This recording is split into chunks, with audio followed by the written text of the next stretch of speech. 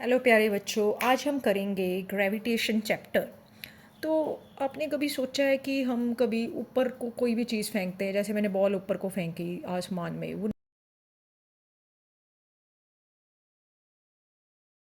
नीचे को गिर जाती है अर्थ के ऊपर।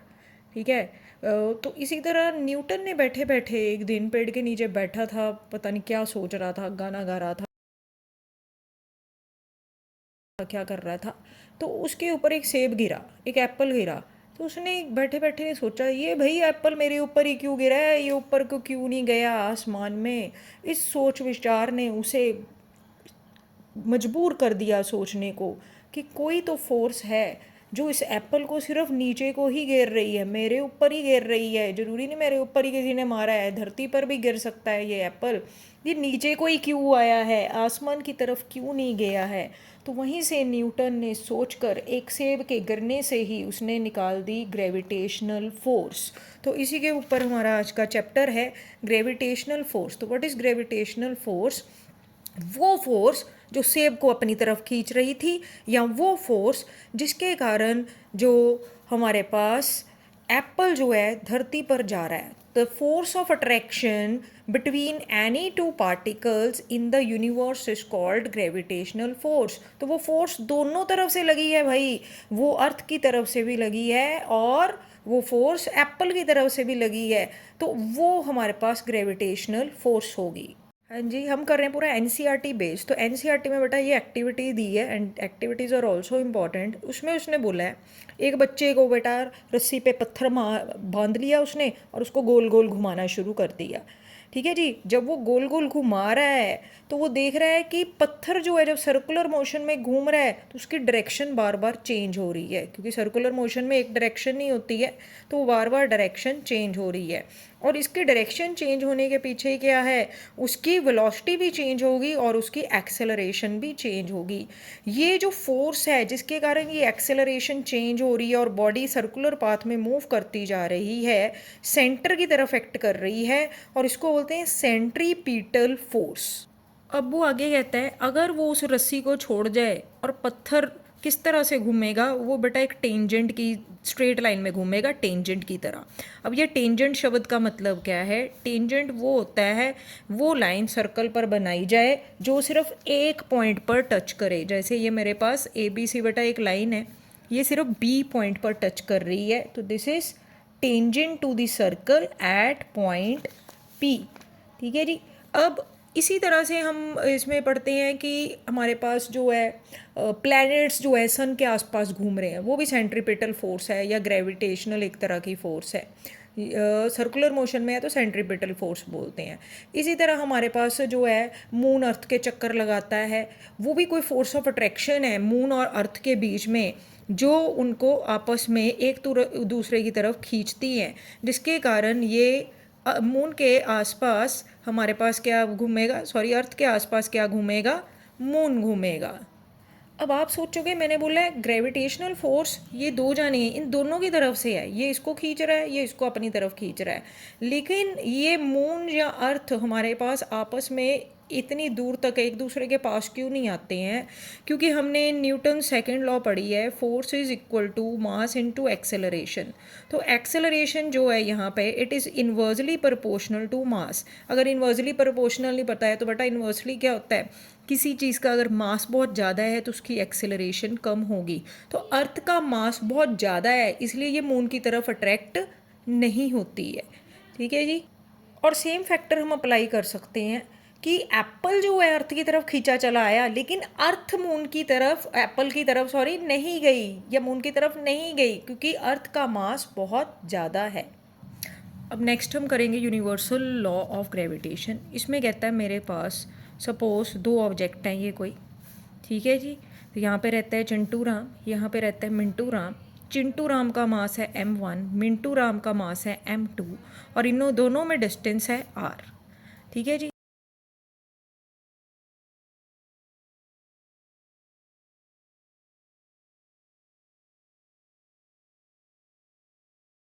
तो यहाँ पे हमारे पास यूनिवर्सल लॉ ऑफ ग्रेविटेशन क्या कहती है कि force is directly proportional to product of both masses. ठीक है जी। तो इसको कई बुक्स में एनसीईआरटी में कैपिटल एम और स्मॉल एम लिया है, तो आप जो मर्जी ले सकते हो। ठीक है जी। तो इसमें कहता है अब डायरेक्टली प्रोपोर्शनल का क्या मतलब होता है, भी क्या मतलब होता है। ठीक है जी, एक के चपेट पड़ी तो दूसरे को भी दर्द होगा। तो उसी तरह क्या है यहाँ पे डायरेक्टली प्रोपोर्शनल, मतलब ये इस पे निर्भर है भाई। ठीक है जी, इसको दर्द हुआ तो इसको भी होगा। अगर मासेस ये प्रोडक्ट इंक्रीज हुआ तो बेटा फोर्स भी इंक्रीज होगी। तो अगर एक चीज़ पूरी डिपेंडेंट हो किसी पे, उसको बोलते हैं डायरेक्टली प्रोपोर्शनल। और कहते हैं यही फोर्स जो दोनों का डिस्टेंस है आर, इसके इन्वर्सली प्रोपोर्शनल है। ठीक है, मासेस के प्रोडक्ट के directly proportional, inversely proportional to distance between them. तो यहाँ से बेटा हमारे पास क्या बन गया, इन दोनों को जोड़ देंगे अगर प्रोपोर्शनलिटीज़ को, m1 m2 by are square. यहाँ बेटा प्रोपोर्शनलिटी का साइन हटाएंगे तो कांस्टेंट ले सकते हैं g m1 m2 by are square. जब भी प्रोपोर्शनलिटी का साइन हटाना है तो हमें कांस्टेंट लेना पड़ता है। ठीक है, तो यहाँ पे g लिया है कांस्टेंट, जिसको हम बोलते हैं यूनिवर्सल ग्रेविटेशन कांस्टेंट। अब यहाँ पे बेटा g की वैल्यू हमारे पास क्या आ गई, g is f r square over m m. m1 m2 लिया है तो m1 m2 ले सकते हो, नहीं तो ये दोनों मासेस हैं। अब इन सब की अगर वैल्यूज़ हम पुट कर दें तो हम g के यूनिट्स निकाल सकते हैं। फोर्स के यूनिट क्या होंगे बेटा, न्यूटन। डिस्टेंस के यूनिट्स क्या होंगे हमारे पास, मीटर। और यहाँ पे हमारे पास mm के यूनिट्स क्या होंगे, किलोग्राम स्क्वायर। ठीक है जी। तो जब इसको ऊपर लेके जाएंगे तो यूनिट्स क्या बन जाएंगे, न्यूटन मीटर पर किलोग्राम स्क्वायर। बेटा मीटर स्क्वायर आएगा क्योंकि डिस्टेंस आर स्क्वायर है, तो न्यूटन मीटर स्क्वायर किलोग्राम पर स्क्वायर, तो यहाँ भी स्क्वायर आएगा। तो यहाँ पे हेनरी कैवेंडिश नाम का एक साइंटिस्ट आया था जिसने जी की वैल्यू निकाली है, कांस्टेंट की वैल्यू निकाली है 6.673 10⁻11। कैसे निकाली उसका कोई लेना देना नहीं है भाई, वैल्यू याद कर लेना। और इसी से पता चला कि हमारे पास जो ग्रेविटेशनल फोर्स है ये इन्वर्स स्क्वायर को ओबे करता है। इन्वर्स स्क्वायर का मतलब क्या है कि फोर्स जो है it is inversely proportional to distance का स्क्वायर। ठीक है जी। तो अगर ये डिस्टेंस के इन्वर्सली प्रोपोर्शनल स्क्वायर है तो इसका मतलब क्या हुआ कि अगर d हमारे पास इंक्रीज होता है बाय फैक्टर ऑफ 6 तो हमारे पास फोर्स जो है it will become smaller by 1/36 times. दे बेटा अगर हम यहाँ पे d की वैल्यू 6 भर देंगे तो ये 1/36 आ गया ना, तो फोर्स 1/d स्क्वायर है, इन्वर्सली प्रोपोर्शनल है, ऑपोजिट है, तो ये 1/36 से स्मॉल हो जाएगी, कम हो जाएगी अगर डिस्टेंस हमारे पास 6 गुना हो रहा है। अब नेक्स्ट देखो इसके इफ़ेक्ट्स क्या हैं या यूजेस क्या है हमारे पास। पहले तो आ गया कि हमारे पास मून जो है ये ग्रेविटेशनल फोर्स अर्थ पे लगा रहा है। अब मून का और पानी का डिस्टेंस अर्थ पे कम है as compare to the moon and earth distance. तो मून के पानी ज़्यादा पास होता है, इसलिए मून जो है पानी को ज़्यादा अपनी तरफ फोर्स से खींच सकता है, जिसके कारण हमारे पास जो है मून की पोजीशन के कारण ओशंस में टाइड्स आती है। ठीक है जी, याद रहेगा मून और पानी का डिस्टेंस कम है जिसके कारण वो ज़्यादा फोर्स ओशंस के वाटर पे एग्जर्ट कर सकता है, इसलिए वो मूव करती हैं वाटर की वेव्स और टाइड आ सकती है। दूसरी एप्लीकेशन आ गई, gravitational force of planets like mercury and Venus is very small. ठीक है, ग्रेविटेशनल फोर्स का इफेक्ट बहुत है सेलेस्टियल बॉडीज़ पे कि इसमें कहते हैं मरकरी और वीनस की जो ग्रेविटेशनल फोर्स है कम है, इसलिए उनके पास कोई सैटेलाइट या मून अपना नहीं है। अब अर्थ की ग्रेविटेशनल फोर्स ही है, इसकी अंदरूनी शक्ति ही है जिसके कारण मून इसके आसपास घूम रहा है, सन इसके पास है, सारी चीज़ें, इवन हम अर्थ पे भी तभी खड़े हो सकते हैं क्योंकि ग्रेविटेशनल फोर्स है जो हमें बांध कर रखी हुई है, राइट। इसके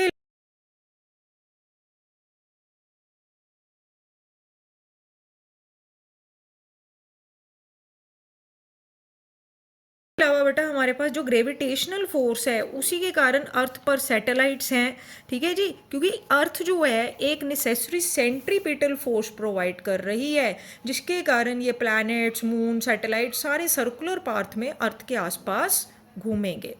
ठीक है जी। इसी तरह हमारे आसपास जो अर्थ के आसपास एटमॉस्फेयर है, तो एटमॉस्फेयर क्या होता है बेटा, गैसेस की लेयर्स। तो गैसेस की लेयर्स हमारे आसपास ऑक्सीजन है, नाइट्रोजन है, CO2 है, अलग अलग गैसेस क्यों हैं, नहीं तो ये बिल्कुल दूर चले जाती है अर्थ से। यूनिवर्स बहुत बड़ा है, स्पेस बहुत बड़ा है, लेकिन ग्रेविटेशनल फोर्स जो है अर्थ की वो इन सबको अपनी तरफ खींच कर रखती हैं। इसके अलावा रेनफॉल, स्नोफॉल, स्नोफ्लेक्स हैं, ये सब भी ग्रेविटेशनल फोर्स की तरह हैं। और इसी तरह we also stay on earth due to GF, अरे गर्लफ्रेंड नहीं भाई, ग्रेविटेशनल फोर्स। आगे करेंगे फ्री फॉल। फ्री फॉल क्या होता है, ऊपर से स्टोन फेंका, नीचे फ्रीली गिर रहा है भाई, कोई डायरेक्शन चेंज नहीं हो रही है, लेकिन उसकी वेलोसिटी चेंज हो सकती है, एक्सेलरेशन चेंज होगी, राइट। कोई आपने स्काई डाइविंग की है तो उसमें भी ऊपर से नीचे बंदे को फेंकते हैं, फ्री फॉल हो गई भी, ठीक है जी। तो इस तरह से फ्री फॉल के लिए हमारे पास गलीलियो ने क्या किया था, उसने एक्सप्लेन किया कि एक फैदर और पत्थर और एक पंख ऊपर से फेंका। जो पंख है फैदर, वो थोड़ा लेट पहुंचा अर्थ पर। तो उसका रीज़न क्या था कि एयर रेजिस्टेंस जो है वो फैदर को, मतलब रेजिस्टेंस होता है बेटा रुकावट, हवा जो है फैदर को रुकावट डाल रही थी नीचे अर्थ पर आने को, लेकिन ऐसा स्टोन में कोई रेजिस्टेंस नहीं था क्योंकि वो भारी है। लेकिन उसने गलीलियो ने इस पर भी बात नहीं मानी, तो उसने क्या किया, इटली में चला गया, भी पीसा टावर है उसके ऊपर चढ़ गया, उसने 3 पत्थर फेंके साइमल्टेनियसली, और तीनों पत्थर जो हैं अर्थ पर एक साथ गिर गए। तो उसने बोला कि इसी तरह अगर हम एयर रेजिस्टेंस को निगलेक्ट कर दें तो हमारा पंख और पत्थर भी ये सेम टाइम पर अर्थ पर गिरेंगे, ठीक है जी। अब कहते हैं कि जब हमने ऊपर से कोई चीज़ फेंकी, फ्री फॉल हुई, तो वेलोसिटी चेंज होती है, जिसके कारण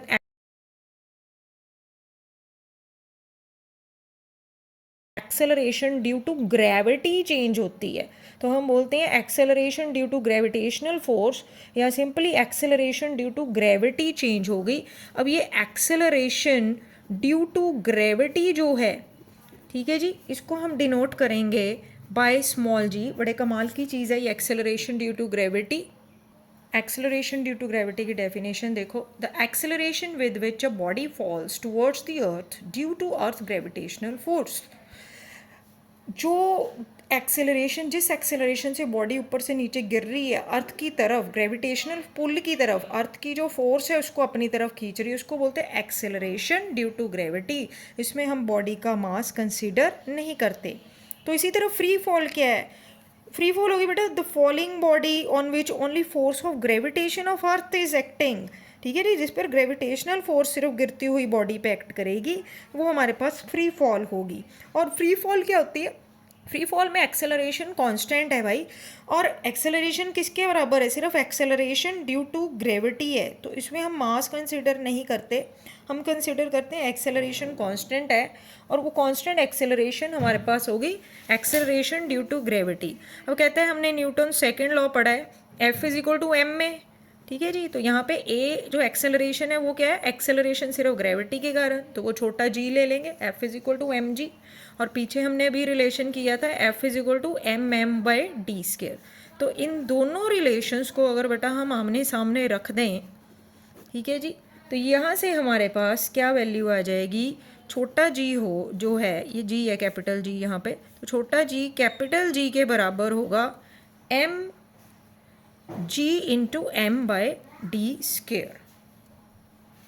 और फाइनली रिलेशन क्या आ गया, g acceleration due to gravity, ये universal gravitational constant m/r², m mass रहेगा।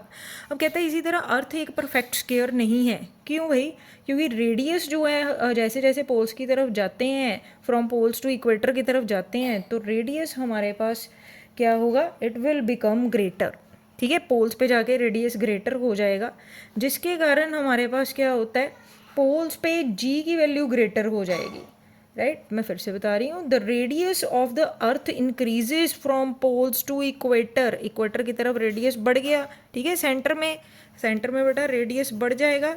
इसलिए कहता है कि हमारे पास जब पोल्स पे रेडियस अगर कम है तो g ज़्यादा होगा, ठीक है, acceleration due to gravity poles पे ज़्यादा होगी, क्योंकि रिलेशन देख सकते हो, g is inversely proportional to r², ठीक है जी।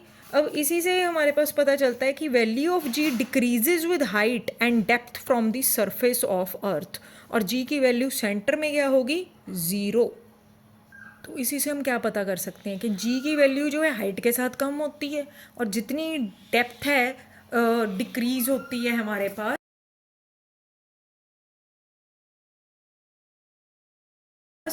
From the surface of earth, यानी कि जी की वैल्यू कम होगी अगर हाइट बढ़ रही है या डेप्थ अर्थ के सरफेस से बढ़ रही है, और सेंटर ऑफ अर्थ पे क्या होगी जी की value, zero.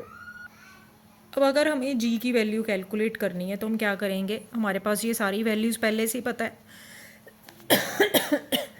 M is mass of earth, r is radius, g is universal constant. तो ये हम ऊपर वाले रिलेशन जो है वैल्यू ये वाली, इसमें सारी वैल्यूज़ पुट कर देंगे इस तरह से, और बेटा यहाँ से हम निकाल सकते हैं acceleration due to gravity, that is 9.8 metre per second square. ठीक है जी, तो ये वैल्यू आपको याद रखनी है। अब यहाँ पे कुछ फार्मूलाज लर्न करने हैं अपने। v is equal to u plus a t. v जो है ये है फाइनल वेलोसिटी, u है initial velocity, a is acceleration, t is time.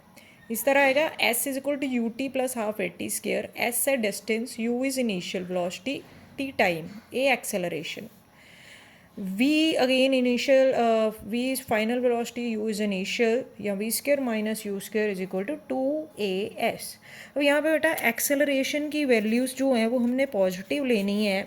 अगर हमारे पास when the direction is in the direction of velocity, अगर एक्सेलरेशन पॉजिटिव कब लोगे, व्हेन अगर वेलोसिटी भी मोशन की डायरेक्शन में ही है। अगर वेलोसिटी मोशन की डायरेक्शन में नहीं है तो उसको नेगेटिव लेंगे। मास अब जो है हमारे पास डायरेक्टली प्रोपोर्शनल इनर्शिया पे है, यानी मास अगर बढ़ेगा इनर्शिया बढ़ेगा, या इनर्शिया बढ़ेगा तो मास बढ़ेगा।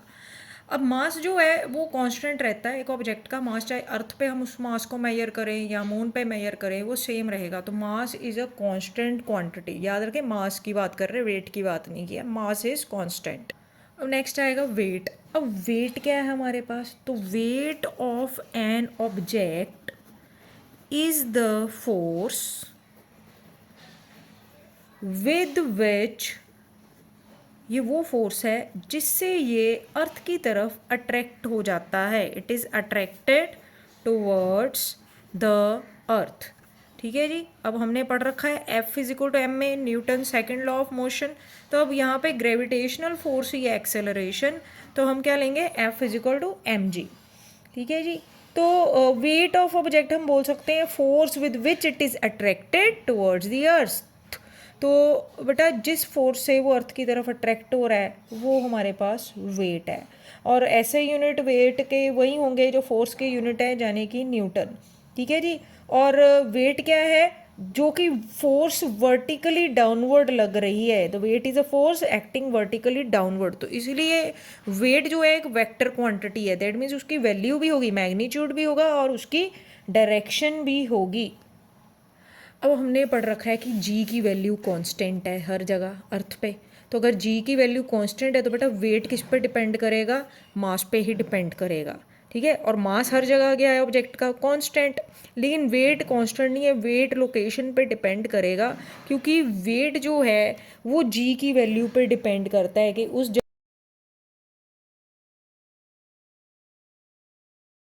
जगह की gravity, acceleration due to gravity की क्या वैल्यू है, तो उस हिसाब से वेट जो है वो चेंज होता है। आगे आएगा weight of object on moon. अब मून के ऊपर वेट कैसे देखेंगे, तो होता क्या है ये, it is the force with which the moon attracts the object, जिस फोर्स से मून अपनी तरफ ऑब्जेक्ट को खींच रहा है। तो ऐसे वेट ऑन अर्थ क्या था, जिस फोर्स से अर्थ अपनी तरफ ऑब्जेक्ट को खींचती है। अब कहते हैं मून का जो मास है वो कम है, लेस है, इसीलिए वो उतनी ताकत से नहीं खींच पा रहा है चीज़ों को अपनी तरफ जितनी ताकत से अर्थ खींच पा रही है अपनी तरफ। तो इसमें हमारे पास एनसीईआरटी में दिया हुआ है, वी आर गिवन कि यहाँ पे अर्थ और मून, भाई सेलेस्टियल बॉडीज़ बोलते हैं इनको, तो इनका हमें मास और रेडियस दे रखा है।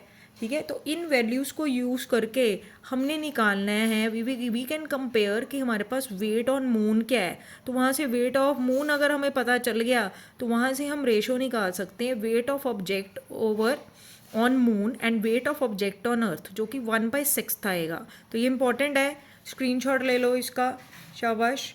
तो इम्पॉर्टेंट पॉइंट है बेटा ये कि वेट जो मून पे है वो सिर्फ 1/6, that will be 1/6 into weight of earth. तो अर्थ का 1/6 मास रह जाएगा, हल्का रहेगा, राइट।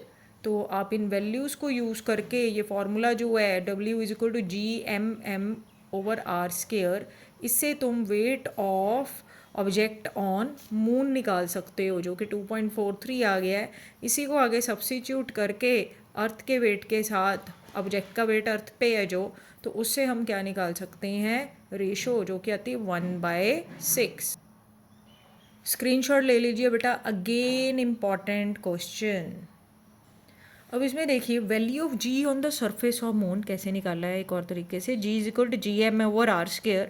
मून का वेट है 7.4 × 10^22 kg। ये रेडियस ऑफ मून हो गया, ये यूनिवर्सल ग्रेविटेशनल कांस्टेंट हो गया। वैल्यूज़ भरेंगे तो gravity on moon we have acceleration due to gravity on moon, G की वैल्यू मून पे निकाल ली, जी की वैल्यू अर्थ पे निकाल ली। तो ग्रेविटी जो है हमारे पास मून पे बहुत कम रह जाती है, अर्थ के मुकाबले सिर्फ 1/6 रह जाएगी। तो क्या लिखा है, acceleration due to gravity on the surface of moon is 1/6 time the acceleration due to gravity what we feel on the surface of earth. तो अर्थ के सरफेस पे ग्रेविटी मून पे जो है बहुत कम रह जाती है। कभी आपने सोचा है कि कैमल तो इंसान से भारी है, फिर भी डेजर्ट पे कैसे भाग रहा है भाई? और आर्मी वाले टैंक जो एक चेन पर क्यों चलते रहते हैं, जिनका भार तो टन्स में होगा? और हमारे पास जो ट्रक्स हैं, मोटर बसेज हैं, उनके इतने टायर वाइडर क्यों हैं, चौड़े चौड़े क्यों हैं? और इसी तरह हमें अगर कोई ऑब्जेक्ट काटनी है तो उसके टूल्स के एजेस इतने शार्प क्यों होते हैं, ब्लंट क्यों नहीं होते हैं? तो इन सारे कंसेप्ट्स को बेटा समझने के लिए हमें पढ़ने पड़ेंगे दो टॉपिक, जो है कि है थ्रस्ट एंड प्रेशर। थ्रस्ट और प्रेशर, इनके बारे में अब आगे देखेंगे। अब इनको जानने के लिए दो एक्टिविटीज़ दे रखी हैं तुम्हारी एनसीईआरटी में। पहले उसने बोला है कि अगर मुझे एक पोस्टर लगाना है बोर्ड पे, तो मैं क्या करूँगी, मैं इस पर कुछ ड्राइंग पिन से लगा दूँगी। अब ड्राइंग पिन को लगाने के लिए मुझे उस पिन पे थंब से प्रेशर लगाना पड़ेगा, तो मैं उसके ब्रॉडर सरफेस पे प्रेशर लगाती हूँ, जिससे वो बारीक हिस्सा जो है टिप है पिन की, उस पर प्रेशर अप्लाई होगा। तो फोर्स जो है डायरेक्टली प्रोपोर्शनल सरफेस एरिया पे है, ठीक है जी। तो फोर्स इस तरह से छोटे एरिया पे एक्ट करती है जब हम थंब की हेड पे वेट डालते हैं या उस पर फोर्स लगाते हैं। इसी तरह एक और सिचुएशन दी है उसने कि हम अगर हम स्टैंड पे लूजली खड़े हुए हैं, ठीक है, सैंड पे बेटा, स्टैंड पे नहीं है, सैंड पे है, लूजली खड़े हैं, तो हम उसके बीच में धंस जाते हैं। अगर वहीं में उसके ऊपर लेट जाए बंदा तो वो उसके बीच में नहीं धंसता, क्योंकि जो थ्रस्ट है वो एरिया पे डिपेंड कर रही है। जब हम खड़े हैं तो हमारे फुट पे एक्ट कर रही है, लेकिन जब हम लेट गए हैं तो यूनिफॉर्मली बॉडी पे सारे पार्ट्स पे हमारे पास इफ़ेक्ट करेगी। स्क्रीनशॉट ले लो बेटा जल्दी से डेफिनेशंस का। थ्रस्ट और प्रेशर क्या है, इनके यूनिट्स क्या हैं? तो थ्रस्ट क्या है, वो फोर्स जो एग्जर्ट होती है बॉडी पे परपेंडिकुलर डायरेक्शन में, ठीक है जी। परपेंडिकुलर किसके, टू द सरफेस, और डाउनवर्ड डायरेक्शन में एक्ट करेगी। इसलिए थ्रस्ट जो है, thrust on surface is equal to weight of body on the surface, ठीक है। तो थ्रस्ट वेट के बराबर होगी, और थ्रस्ट को सिंपल बोल सकते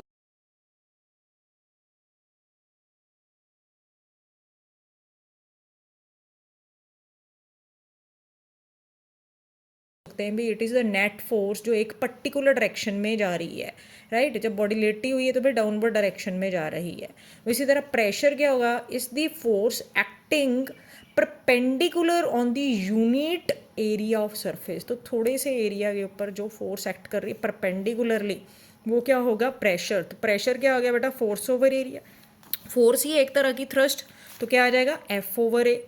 यूनिट्स निकालने हैं तो F के यूनिट्स न्यूटन, एरिया के मीटर स्क्वायर, तो न्यूटन पर मीटर स्क्वायर बन गया, और इसी को हम बोलते हैं पास्कल। तो 1 पास्कल को कैसे डिफाइन करेंगे, is the pressure exerted by, force कितनी है, 1 न्यूटन फोर्स, कहाँ पे एक्ट कर रही है, act perpendicularly to the surface of 1 metre square area. तो जो यूनिट्स हमने जहाँ से निकाले उसी को डिफाइन कर रहे हैं। फोर्स लेंगे 1 न्यूटन और एरिया लेंगे 1 मीटर स्क्वायर।